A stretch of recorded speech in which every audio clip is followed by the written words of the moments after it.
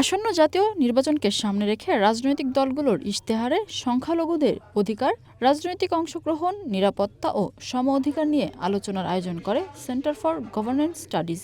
বৃহস্পতিবার রাজধানীর সিরডাপ মিলনায়তনে অংশগ্রহণ করেন বিভিন্ন রাজনৈতিক দলের প্রতিনিধি, শিক্ষক, বিশ্লেষক ও সুশীল সমাজের প্রতিনিধিরা।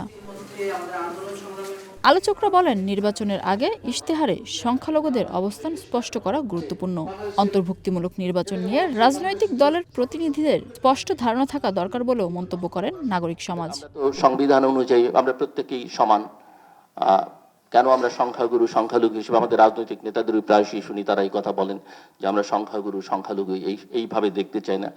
কিন্তু বাস্তবতা হচ্ছে যে ধর্ম, বর্ণ, গোত্র, জাতি, লিঙ্গ এই হিসেবে আসলে আমরা আমাদের সমাজটাকে বিবেচনা করি এবং বৈষম্যটা কমানো সম্ভব হয়নি। সামাজিক সংলাপটা নাই, জানাশোনার বিষয়টা নাই।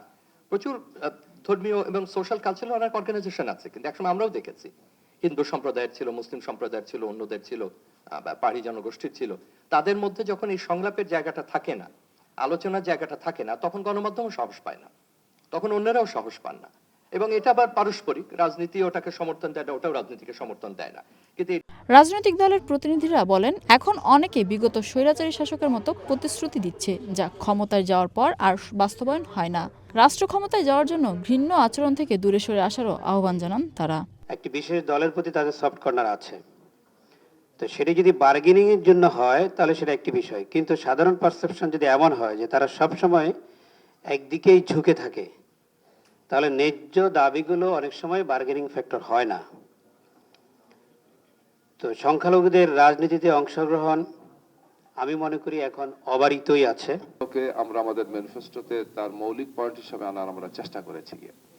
তো এই বিষয়ে আমরা একটা বিস্তারিত পরিকল্পনা নিয়েছি। আমার ধারণা যে এটা যদি আল্লাহ সুবহানাহু ওয়া তাআলা আমাদেরকে সেই সুযোগ দেন, জনগণ আমাদেরকে মতামত দেন, আমরা যদি সরকার পরিচালনার সুযোগ পাই, তাহলে আমরা এই কাজটি করবো ইনশাআল্লাহ, এবং সেটা একটা বেটার সলিউশন হবে। বক্তারা বলেন, অন্তর্ভুক্তিমূলক গণতন্ত্রের জন্য শুধু সংখ্যালঘুদের নয়, সবার অধিকার নিশ্চিত করতে হবে। নির্বাচনী অঙ্গীকার হচ্ছে একটি অলিখিত চুক্তি, যা দলের পক্ষ থেকে জনগণের কাছে করা হয় এবং তা মানা বাধ্যতামূলক বলে মনে করেন তারা। আমাদের নির্বাচনী ইশতেহারে কিংবা নির্বাচনী অঙ্গীকার, এতে এই ব্যাপারেও তাদের অঙ্গীকার সুস্পষ্ট হওয়া দরকার যে আমাদের এই সংখ্যালঘুদের অবশ্যই সুরক্ষা নিশ্চিত করতে হবে, তাদের অধিকার নিশ্চিত করতে হবে। একই সাথে আমাদের এই যে তারা যে এখন একটা গণভোট হবে, তাদেরকে আমাদের রাজনৈতিক দলগুলোর সুস্পষ্ট অবস্থান নিতে হবে। এ সময় ক্ষুদ্র নৃগোষ্ঠীর পৃথক মন্ত্রণালয় গঠনেরও প্রয়োজন বলে জানান বক্তারা।